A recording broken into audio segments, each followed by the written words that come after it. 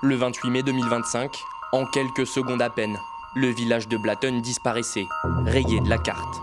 Un pan de la montagne s'est effondré. Une catastrophe naturelle qualifiée de très rare en Europe.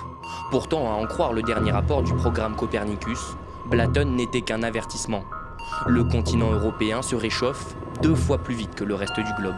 Je pense donc que le point essentiel à retenir pour 2025 est qu'il s'agit de la 3e année la plus chaude de l'histoire. Mais alors, pourquoi l'Europe se réchauffe-t-elle plus rapidement ? Plusieurs facteurs expliquent ce phénomène. Le premier est géographique. Au nord du vieux continent, l'Arctique se réchauffe 3 à 4 fois plus vite que le reste de la planète et influe par conséquence sur la moyenne européenne.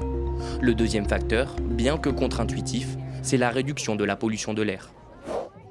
Nous avons moins de polluants atmosphériques ou d'aérosols. Or, ces aérosols forment des nuages qui agissent comme un miroir. Ils empêchent l'énergie solaire d'atteindre la Terre.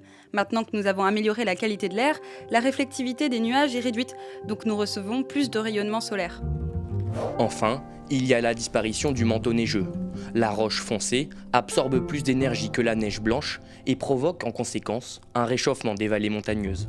Ces phénomènes, ils expliquent en grande partie le nombre record d'épisodes caniculaires en 2025, des vagues de chaleur qui entraînent des sécheresses et des méga-feux. En proie aux flammes, c'est l'équivalent de la superficie de Chypre qui a disparu en Europe en 2025. Les vagues de chaleur sont l'un des plus grands drames de notre société, et nous en sommes assez souvent témoins. Ce type d'événement pourrait devenir plus extrême et avoir un impact direct sur certaines populations vulnérables. Parmi les rares satisfactions, il y a les énergies renouvelables. Pour la 3e année consécutive, leur part est supérieure à celle des énergies fossiles concernant la production d'électricité.